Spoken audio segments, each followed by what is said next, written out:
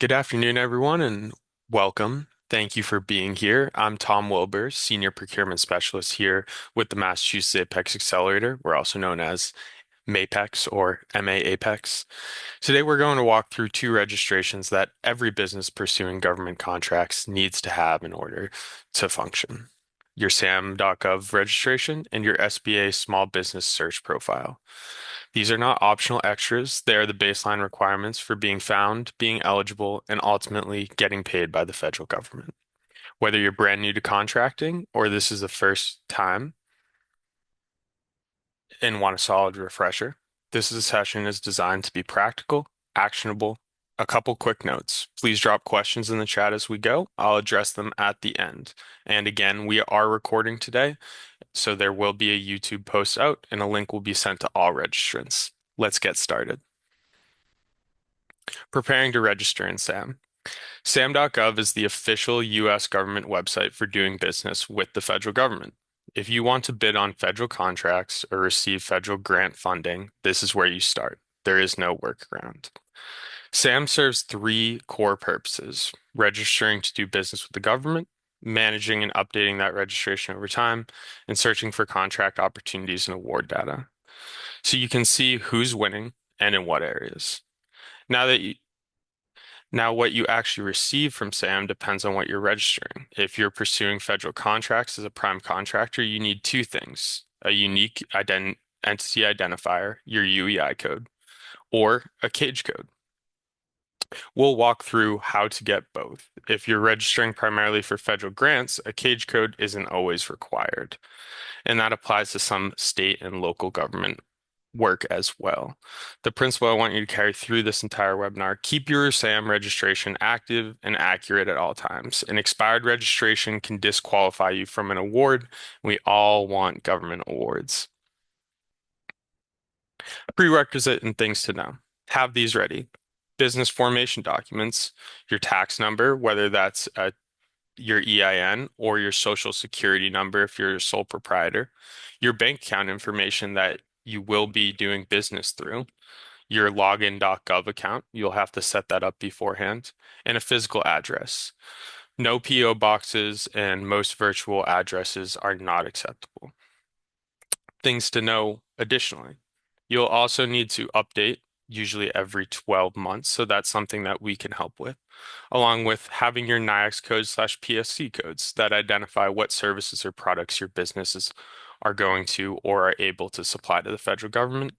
Your points of contact, whether you're a one-person show and it's all going to be you, or you have multiple people handling things, you're going to want to make sure that your points of contact are accurate and up to date. So if the government has to get in contact with you, they will. Additionally, representations and certifications. That simply is identifying who you are, what you are, and making sure that they're accurate and up to date. So, understanding NAICS codes and PSC codes. NAICS codes classify your business by industry. They also determine your SBA size standard.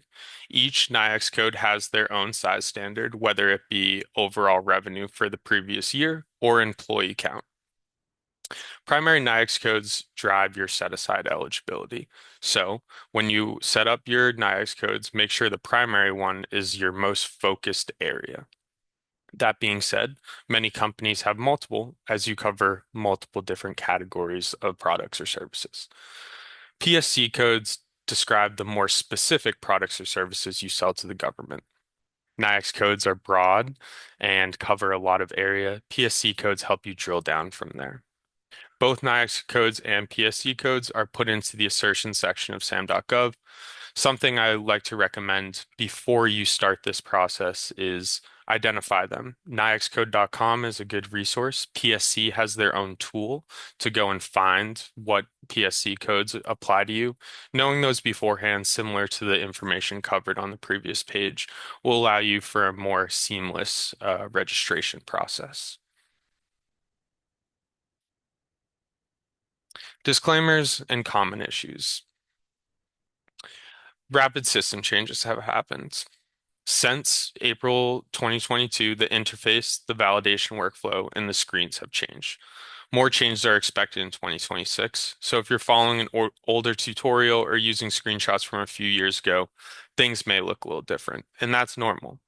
The underlying requirements haven't changed dramatically, but don't be surprised if a button has moved or your interface looks a little different from maybe the last time you renewed something.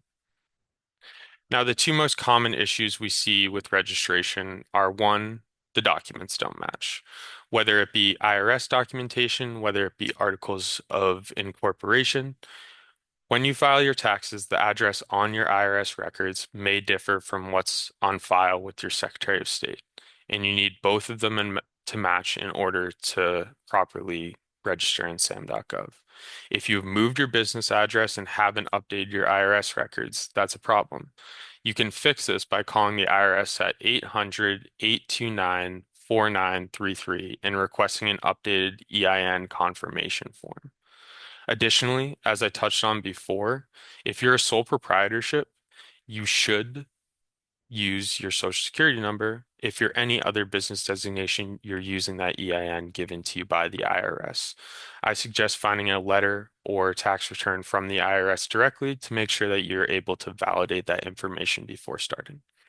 The second issue is outdated information. And that outdated information can come in a lot of ways. Again, we kind of touched on the address issues, but when DLA sends their cage validation email, there are other information that may not be accurate. Maybe the place that you're currently staying is now a shared space. Maybe your address has changed from a residential location to a physical business location. Those are all areas that may cause issues, and you're just going to want to make sure you double check and verify all that information before proceeding forward. Again, we're here to help. Not everything is able to be resolved by just providing new documentation, but we'll put you on the path of how to correct some of the issues that we have. SAM validation, acquiring your UEI. Entity validation proves your current physical address, your legal name, and your entity formation date. List A, name and/or address, most common. Your articles of incorporation, bank statements, as we said before, the IRS letter assigning your EIN, a Secretary of State certificate of filing or certificate of good standing. Those are all applicable documents. Additionally, your start year and state of incorporation. That's your articles of incorporation as well, your certificate of formation or organization, your IRS letter, or again, your Secretary of State certificate of filing. These documents have to be less than 5 years old. So if you started your company a while ago, think about either getting a new and updated document to provide, but in general, this is where and what information they're validating when it comes to SAM to get your UEI. If you submit that information and they pull up your business profile and there's something that isn't correct, whether it's your address has slightly changed, whether it's the spelling of your company name is different, that's something that you'll have to edit and update in this process.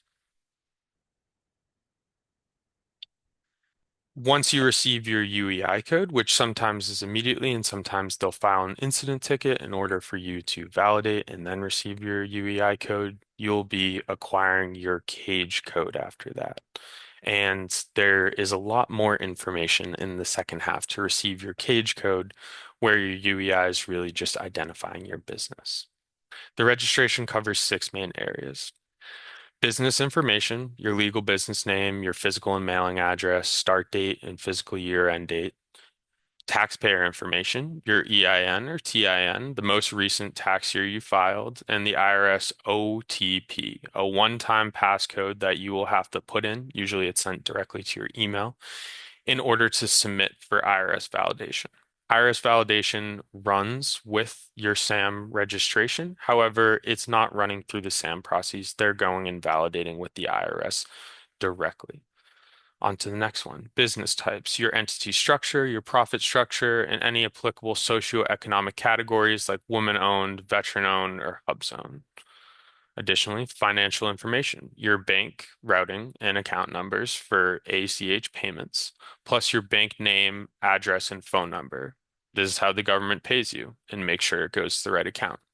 one thing I'd like to touch on here is that when it comes to bank information, if you have a large bank like a Bank of America or something similar, you don't need your local branch's phone number. You can put in the phone number that is found accessible online if you're having issues tracking down your direct bank branch's information.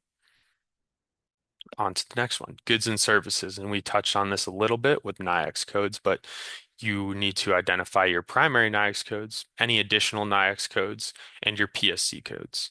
This is how the government is going to identify what services and products you are selling. And it's essential to make sure that it is right, because if you have to go back in, you're going to have to go and re-approve this entire section. And finally, points of contact.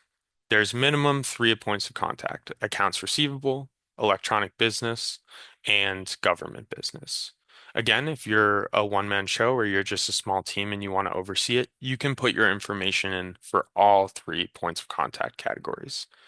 If there are more people, you can either put them here on the required points of contact, or Sam gives you the option to add additional optional points of contact so more than one person can be involved with that process.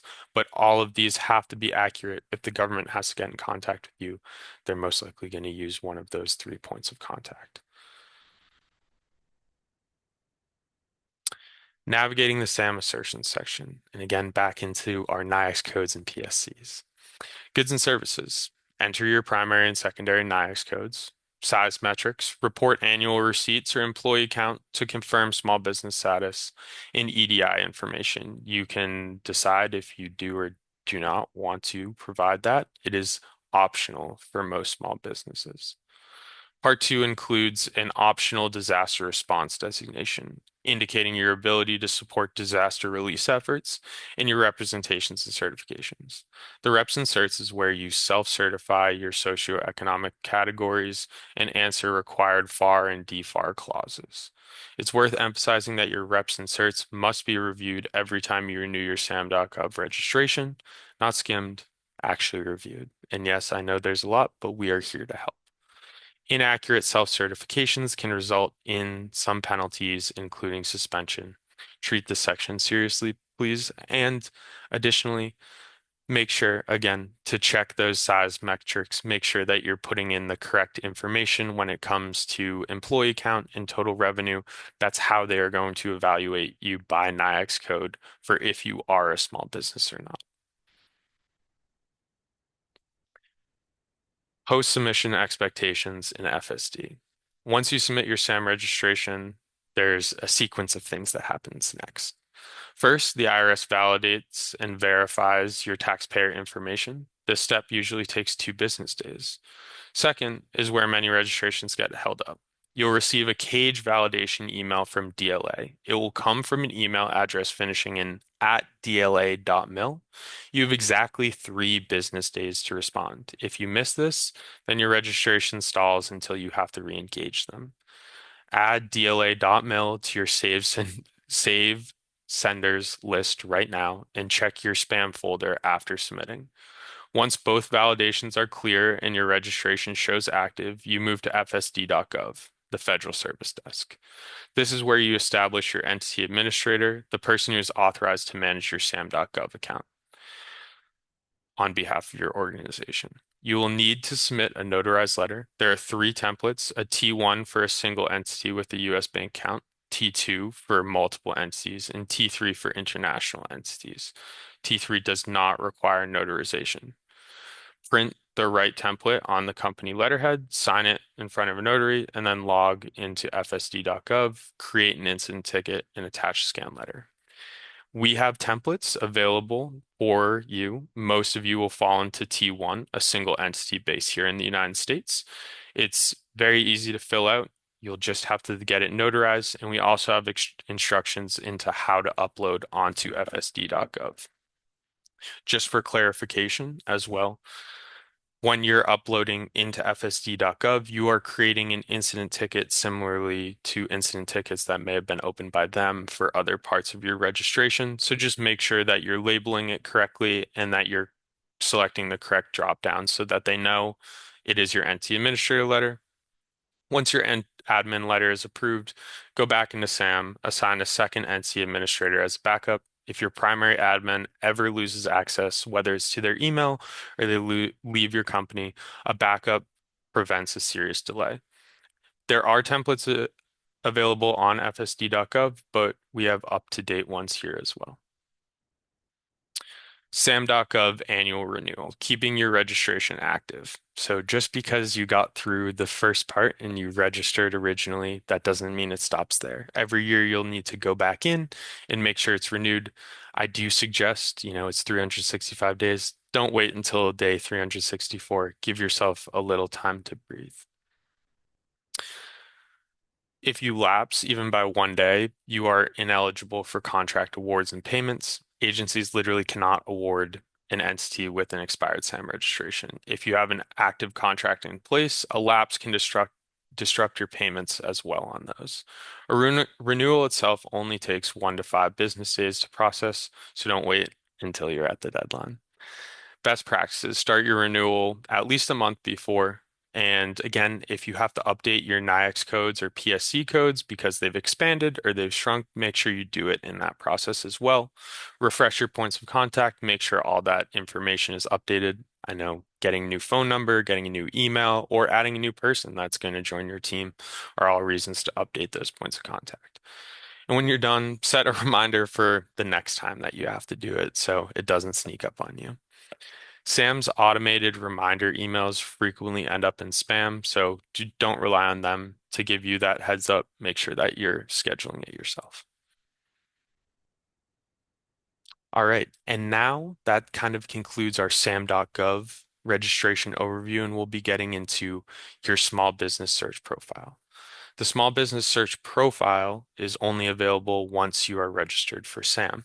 So post-registration from SAM, when you get that email saying you're fully registered and that your NT administrator has been appointed, that's when you can go to the SBA Small Business Search and claim your profile. You'll have to create an account with the SBA, and I'll get into how and what details need to be added. So to claim your entity, you need your TIN, your cage code, and your UEI. The qualifying owner of the business must be the one to claim it.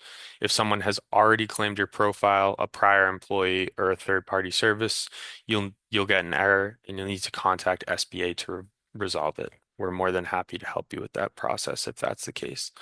The sections you'll complete is participation, opt into public searches, which is non-negotiable.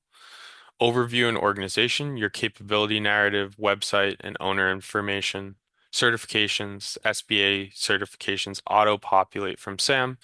So don't worry if you have signed in to your SBA profile, you claim your business, they're going to take your information from SAM and they're going to pull it into your small business search. If you get a certification post claiming your SBA profile, you will be able to have that added to your profile. Additionally, you will need to add your certification, non-federal government certifications manually. If you have state certifications, if you have business-specific certifications, depending on what line of work you're in, there's an area to add it, which is always nice. And then also service information, which is keywords, equipment, bonding capacity, those areas are essential to add. Keywords will help you show up in searches. Equipment and bonding, if you are in a construction field or another bonding field, is important to list out so that they're easily able to identify that you are able to get bonding. And then additionally, and finally, past performance, past history references. Those references can be anything from a contracting officer on a contract or subcontract you worked on, or other forms of work that your business has performed in the past. Again, make sure to update your SBS profile every time you renew your SAM. You can kind of treat them as a dual thing, do both at the same time. And why the small business search matters. Think of your SBS profile as your government LinkedIn. It's your presence in the federal marketplace, and it's how buyers find you before they ever issue a solicitation. Contracting officers search the SBS during market research to identify capable businesses. Prime contractors search it to find certified subcontractors who can help them meet small business subcontracting plan goals. SBA district offices track small business participation through it, and other small businesses use it to find teaming partners for joint ventures with complementary capabilities. The key distinction from SAM registers you as eligible, SBS makes you discoverable. Both matter, but they serve very different functions, even though they're intertwined. An unclaimed or incomplete SBS profile doesn't just reduce your chances of being found, it makes it almost impossible for a contracting officer to discover who you are, and what your capability statement is. If you don't have a profile, again, I suggest you go for one now. And completing your SBS profile. These are kind of the sections we touched on previously, but your overview and organization, this is your capability narrative, your chance to describe your business does in language that resonates with government buyers. You're also able to link your capability statement and your website to give additional information. I think this is a critically important part because without that, you're just a business who has claimed your profile in the small business search. With that, it gives in-depth description of who you are, and what you want to do. So if you are filling out sections, make sure that you get that. Your certifications, again, are going to auto-populate, but make sure those non-federal government certifications like state certifications or ISO standards are listed there, and you can add them manually. So again, if you get certifications over the course of time after claiming your profile, you can just add them manually. Service information is your keywords, and your keywords are critical to make sure that you're able to be found by more than just your business's name. Your bonding capacity is also there. Again, if you're a construction company or some other fields, like even janitorial, you may want to list your bonding capacity, and you can kind of add any other quality assurance standards that you adhere to. Performance history, this is where you can list 3 to 5 past references with dollar values. This is the first thing contractors look at after looking at your actual business information. What have you done in the past? Have you done something similar to what we're looking for? Again, make sure that these fields are filled out accurately and you just keep an eye on updating them. It's not a set it and forget it. It's a check in every once in a while and make sure that you're reflecting your business in the best way possible. And again, EDI is optional for most small businesses. All right. And small business search profile optimization, standing out in government searches. Completing your SBS profile gets you in the room. Optimizing it is how you get called. For your capability narrative, lead with your strongest capability and frame it around the outcome you deliver. Not just what you do, but the problem you solve. Mirror language used in federal solicitations and agency websites. If contracting officers use certain terms, use those terms. Quantify your impact whenever possible. $2 million project delivered on time and under budget is far more compelling than completed large-scale project. And keep it scannable. Make sure that it's easy to read and you're not going too far into depth. Contracting officers don't read profiles all the time word for word. A lot of times they're looking to identify you relatively quickly, so make sure that you can stand out. For keywords, again, this matters because SBA uses an exact match search. So if they put in your keyword, you're going to show up on their search. You'll need to think like a contracting officer who's typing search terms, not a marketer. Pull keywords directly from your NAICS codes or your PSC code descriptions. Always include acronyms, as in if it's IT, you should add IT and information technology, and cybersecurity without a space and cybersecurity with a space.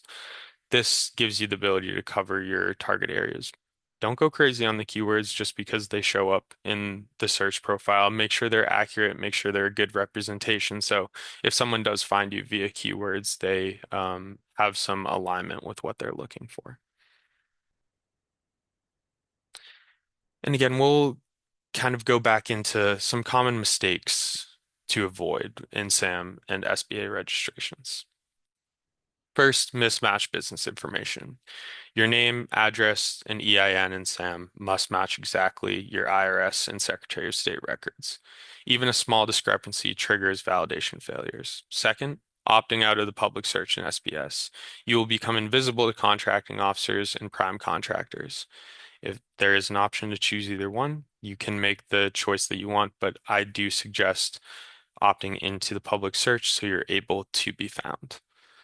Third, don't let SAM expire. 1 day of lapse registration could cost you a award. We already touched on this, but really it is important to make sure that you're starting that process early. You're able to spend some time getting through that renewal process because you'll want a couple weeks at the end to spare anyways, so that you don't feel like you're coming down to the wire. And if you're having issues, please reach out to us. Fourth is choosing the wrong primary NAICS code. Do your research going into NAICS codes. There are a lot that can be listed, but most importantly, make sure that primary one, that identifying NAICS code to your business, accurately represents your business. Sometimes you'll choose one and it matches a good chunk, but there's another NAICS code that more directly explains your products and services that you offer.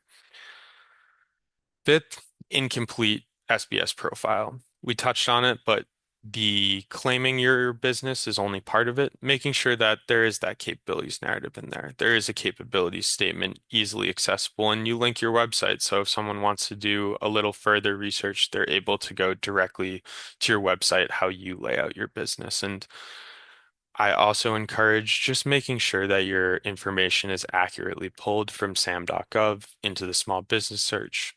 There usually aren't any issues, but you just want to double check and make sure. And then sixth, and probably most importantly, and it's not completely ignoring DLA and IRS emails, but more having them lost in the clutter or taking more than 3 days in order to respond to them. For the DLA emails, they are very straightforward. They want you to reply directly back to them. You can reply to the email, put your answers in different color font, or bold your answers underneath each question to verify. They're also going to ask for document attachment. So if you're attaching documents, make sure that your articles of incorporation are labeled correctly. If you have to upload charter or bylaws, make sure that they're labeled correctly. Make it as easy as possible so there's no hitches in the road. If you have questions surrounding that validation, you can, of course, reach out to us. There are plenty of great resources out there as well highlighting this. And kind of finally, with the common mistakes to avoid when you're starting new, make sure that you have all your documentation in front of you. Everyone knows your business documentation well, but it's more about being able to quickly reference it, being able to quickly validate the information that you put in. If your IRS information gets kicked back, make sure that you have your IRS documentation in front of you when you're responding to that instant ticket. Or if you have questions over your articles of incorporation or your bank account information, have all that listed out in the official documents while you're going through this process. It kind of helps with typos, but it also helps with accidentally entering the wrong information in the wrong spot as well. And last thing to touch on is when you're going through this process, if there are hitches in the road, make sure you respond to them quickly. FSD closes incident tickets relatively quickly. So if you are conversing with them via their incident ticket portal at fsd.gov, just make sure that you're checking it frequently. And we've already touched on the DLA response, but if they respond back to you after that email, make sure that you're addressing them or bringing that issue to us for us to look over for you. Some key resources. Of course, here at Massachusetts Apex or any Apex across the country, we're here to help. We do a lot of SAM registrations and we see kind of issues throughout that process. We're here to guide. We can jump on a call and go step by step through that with you, or we can do it asynchronously and send you some registration information and work it back and forth via email. but there are plenty of other great small business opportunities and resources here. The Small Business Development Centers, SBDCs, are great. They have free advising, financial analysis, and growth planning. The Score, that's free mentoring from executives for strategy and financial planning. The SBA district offices, we touched on the SBS search profile and how the certifications end up there. If you have issues with your SBS profile, reach out to the SBA. If you have questions regarding a certification, reach out to those SBA offices. We work closely with the Massachusetts SBA district office, and they're fantastic. They are a wealth of knowledge and a wealth of resources. I highly suggest getting in contact with them if you have to. And then also, if based on certification or based on your past, women business centers and veteran business outreach centers, they're here to support you, not only for just your certifications, but also in guidance, in training. When you go back for renewal after a year and you already have your SBA certification in one of those areas, utilize them as well as us, as well as the SBDCs, as well as the SBA. This is a network of free services that are here to help you, and I highly suggest getting in contact with them. And if you do want a connection to one of them, please reach out to us. We'll connect you with the representative there that can kind of help you with your more specific questions. And what's changing in 2026? The revolutionary FAR overhaul.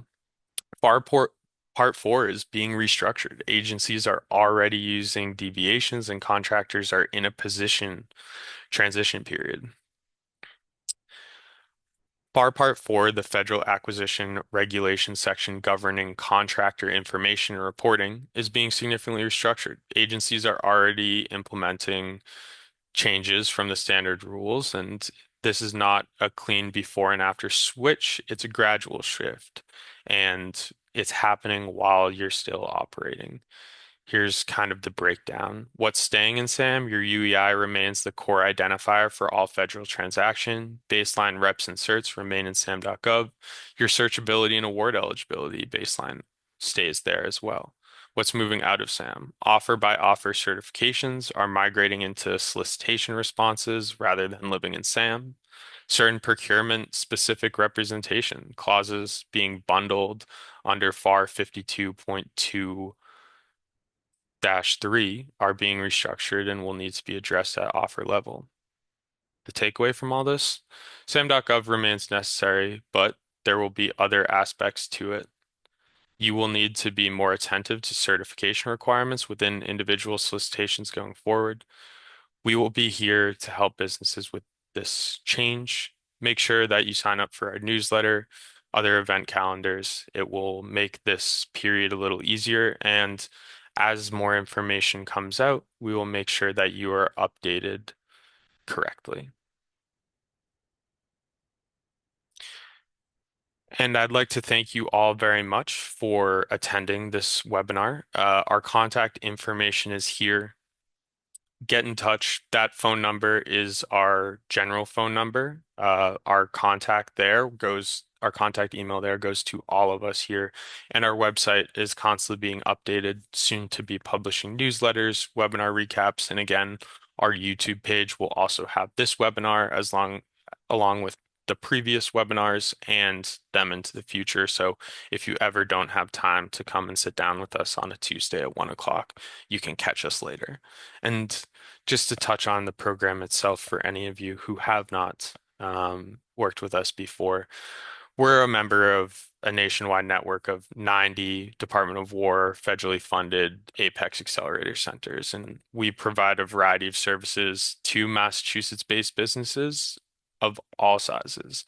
And that's something that we can tailor our services to match where you are. If SAM.gov is where you're starting, we're more than happy to work our way through that with you on to next steps, but we will help you navigate those complexities because there are a lot of questions that surround federal, state, and local procurement. And thanks to taxpayer dollars, thanks to our funding, and very much thanks to our host partner, Mass MEP, we are able to provide those services to your business. And feel free.